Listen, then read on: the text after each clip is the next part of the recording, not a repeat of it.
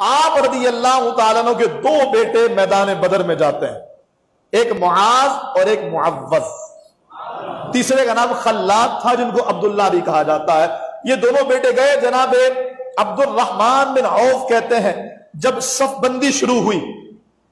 اور سرکار صفوں کو ترتیب دینے لگے تو میرے محبوب خدا صلی اللہ تعالی علیہ وآلہ وسلم نے ان دونوں مجاہدین کو بھی کھڑا کیا۔ جناب عبد الرحمن بن عوف کہتے ہیں میں نے اپنے دائیں اور بائیں دیکھا تو چونکہ جب صف بندی ہوتی تھی اور ایک ساتھ حملہ ہوتا تھا تو اگر دائیں بائیں مضبوط لوگ ہوں تو پھر لڑنے میں زیادہ تقویت ملتی تھی، اور ہم پیدل بھی تھے،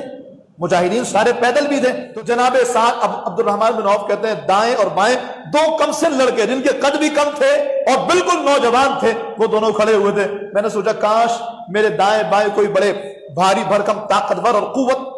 والے نوجوان ہوتے تو مجھے جنگ میں فائدہ ہوتا۔ ابھی میں ایک سوچ ہی رہا تھا کہ ایک نوجوان نے مجھے ہاتھ سے ہلایا اور کہنے لگا چچا جان ابو جہل کہاں ہیں؟ کیونکہ یہ لوگ مدینے والے تھے نا، یہ لوگ پہلے یثرب والے تھے، انہوں نے ابو جہل کو کبھی دیکھا ہی نہیں تھا۔ کہتے چچا جان ابو جہل کہاں ہے؟ کہا بیٹا تم کیوں پوچھ رہے ہو؟ تو کسی شاعر نے اس کو اپنے جملوں میں بیان کیا ہے کہ قسم کھائی ہے مریں گے یا ماریں گے ناری کو، سنا ہے گالیاں بکتا ہے محبوب باری کو۔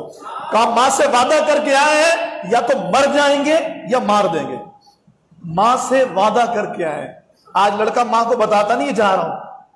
حضور کی نام اس پر، اس کو پتا ہے اگر بتا کے جاؤں گا اماں بولے گھر میں بیٹھ،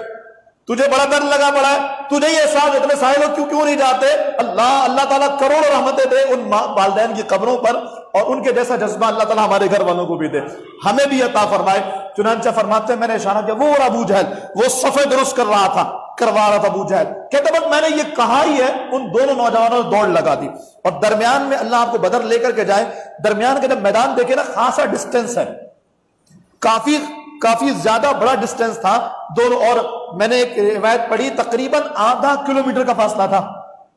کیونکہ ادھر سب بن رہی ہے ادھر سب بن رہی ہے، درمیان میں آدھا کلومیٹر کا گراؤنڈ خالی پڑا ہے، وہ بالکل آدھا کلومیٹر دور کھڑا ہوا ہے، اور اس کے آس پاس بھاری بھرکم سپاہی کھڑے ہیں جو اس کی حفاظت کر رہے ہیں۔ ان دونوں نے دوڑ لگائی اور بالکل ان کا نشانہ ابو جہل تھا۔ جب ان کے ساتھیوں نے دیکھا کہ ابو جہل کی طرف یہ دو ننھے کمسن مجاہدین آ رہے ہیں، بھرپور قوت کے ساتھ انہوں نے مجاہدین پر حملہ کیا، لیکن کمال ہے سلام ہو ان تربیت یافتہ مجاہدین پر، اللہ کی کروڑوں رحمتیں ہو، ایک کا بازو کٹ گیا،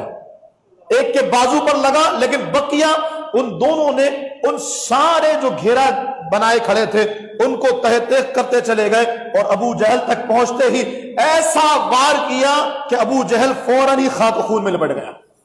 اور ایک مجاہد اس کے سر پہ کھڑا ہو کے کہتا ہے ہاں بول، تو کہتا تھا نا کہ میرے محبوب علیہ السلام کے بارے میں تو ہی بکواس کرتا تھا نا، میں ہوں، اب لینے آ گیا اپنے نبی کا بدلہ، اور ایسی تلوار اٹھا کے اس کی گردن مار۔ ایک مجاہد شہید ہو گیا، ان کے والد صاحب اس جنگ میں نہیں آئے تھے، عمر بن جموح جو 60 سال کے تھے، لیکن جب احد کی جنگ ہوئی تو ان کی اہلیہ جناب ہند نے آر دلائی، کیسا مجاہد ہے، بیٹا شہید ہو گیا، دوبارہ بیٹے جانے کو تیار ہے، تم بوڑھے ہو کے گھر میں بیٹھے ہو۔ جناب عمر بن جموح منظر آنکھوں میں سوچئے نا، عمر بن جموح غصے میں اٹھے، جلال میں اٹھے، اپنے سر پہ امامہ باندھا اور لنگڑاتے ہوئے اس لشکر میں شامل ہو گئے جو احد کی جانب جا رہا تھا۔ جنگ احد ہوئی، سب سے پہلے شہید عمر بن جموح ہے۔ جب شہادتوں کے بعد جنگ ختم ہونے کے بعد مجاہدین کے لاشوں کو جمع کیا گیا اور سب کو بقیع پاک لایا جانے لگا، تو جناب عمر بن جموح کے گھر والے بھی ان کو بقیع لانے کے لیے اونٹ پر بیٹھاتے ہیں، اونٹ پر لاتے ہیں، لیکن جو ہی لے کے چلتے ہیں اونٹ بیٹھ جاتا ہے، اونٹ کھڑا ہی نہیں ہوتا۔ دوبارہ بڑی کوشش کی، جیسے ان کو اتارا اونٹ پھر کھڑا ہو کے چلنے لگا، لیکن جو ہی جناب عمر کو اس اونٹ پر لانا جاتا اونٹ پھر بیٹھ جاتا۔ لوگ حضور کی بارگاہ میں آئی، یا رسول اللہ مسئلہ سمجھ میں نہیں آ رہا، یہ اونٹ عمر بن جموح کو لے جانے پر تیار کیوں نہیں ہے؟ میرے محبوب علیہ السلام کا علم دیکھیے، حضور فرماتے ہیں عمر نے گھر سے چلتے ہوئے اللہ سے یہ دعا مانگی تھی، یا اللہ اسی جنگ میں شہادت دینا اور دوبارہ مجھے واپس مت لوٹانا۔